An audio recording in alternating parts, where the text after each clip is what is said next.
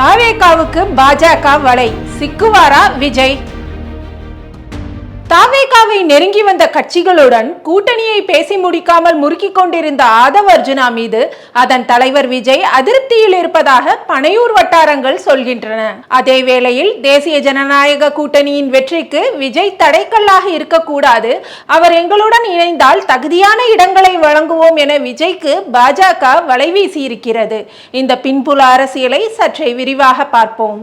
பலமான கூட்டணியை கட்டமைக்க வேண்டும் என்பதற்காகவே ஆரம்பத்திலேயே ஆட்சியில் பங்கு என்ற அஸ்திரத்தை எடுத்து வீசினார் விஜய். அவரின் இந்த உத்தியானது பல கட்சிகளுக்கும் சபலத்தை உண்டாக்கியது.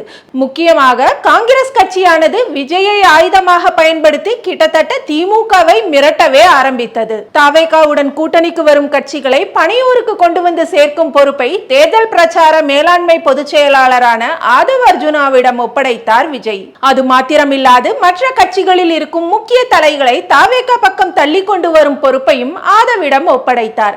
அப்படித்தான் முதல் விக்கெட்டாக செங்கோட்டையனை உள்ளே இழுத்து போட்டார் ஆதவ். ஆனால் பிற கட்சி பிரபலங்களை தாவேகாவுக்கு இழுத்து வரும் விஷயத்தில் காட்டிய அக்கறையை கட்சிகளை கூட்டணிக்குள் கொண்டு வரும் விஷயத்தில் ஆதவ் காட்டவில்லை. தனது வாய்ஸ் ஆஃப் காமன்ஸ் அமைப்பு எடுத்து கொடுத்த புள்ளி விவரங்களை மட்டுமே நம்பிக்கொண்டு கூட்டணிக்கு காத்திருந்த கட்சிகளை ஆதவ் கண்டுகொள்ளவில்லை என்கிறார்கள். நவம்பர் வரை தாவேகாவுக்கு சிக்னல் கொடுத்து கொண்டிருந்த டிடிவி தினகரனுக்கு பனையூர் பக்கம் இருந்து எந்த பதிலும் இல்லை. செங்கோட்டையின் மூலமாக தூதுவிட்ட போதும் விஜய் தரப்பிலிருந்து தினகரனுடன் யாரும் பேச்சுவார்த்தை நடத்த வரவில்லை. இதேபோல் விஜயை எங்க வீட்டு பிள்ளை என்று சொல்லிக் கொண்டிருந்த பிரேமலதாவையும் தாவேகா சரியாக அணுகவில்லை. இன்னொரு பக்கம் மனோஜ் பாண்டியன், வைத்திலிங்கம், ஓபிஎஸ் உள்ளிட்டோருக்கும் தாவேகா தான் முதல் சாய்ஸாக இருந்தது. ஆனால் அங்கே முன்னவர் செங்கோட்டையனுக்கு தரப்பட்ட மரியாதைகளை பார்த்துவிட்டு அவர்களும் திமுக பக்கமே திரும்பி விட்டார்கள். இப்போதே அமைச்சராகிவிட்ட தோரணியில் அதிகாரம் காட்டும் ஆதவ் அர்ஜுனாவும் இந்த விஷயத்தில் சிறு துரும்பையும் கிள்ளி போடவில்லை.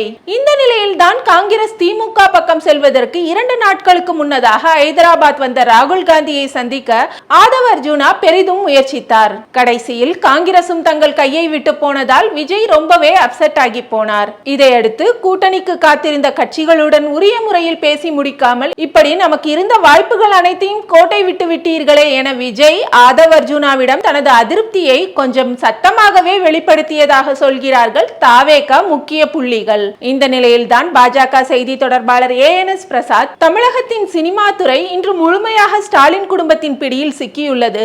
மீண்டும் திமுக ஆட்சிக்கு வந்தால் கருத்து சுதந்திரம் முழுமையாக பறிக்கப்படும். அடுத்த சில மாதங்களிலேயே உதயநிதி ஸ்டாலினின் மகன் இன்பநிதி திமுக இளைஞரணி செயலாளராக முடிசூட்டப்படுவார். திமுகவை வீழ்த்துவதே தனது லட்சியம் என தாவேகா தலைவர் விஜய் கூறி வருவது உண்மையானால் அவர் உடனடியாக தேசிய ஜனநாயக கூட்டணியில் இணைய வேண்டும். தீய சக்திகளின் தவறான ஆலோசனைகளை ஏற்று திமுக எதிர்ப்பு வாக்குகளை பிரித்து பாஜக அதிமுக கூட்டணியின் வெற்றிக்கு அவர் தடைக்கல்லாக இருக்கக்கூடாது.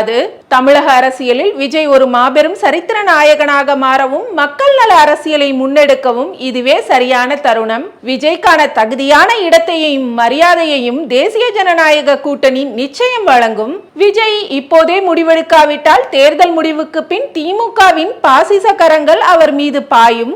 அவர் கட்சி நடத்தவே முடியாத நிலை உருவாகும் என்று வலை விரித்திருக்கிறது பாஜக. அந்த வலையில் விஜய் சிக்குவாரா என்பது இப்போது $1 மில்லியன் கேள்வி.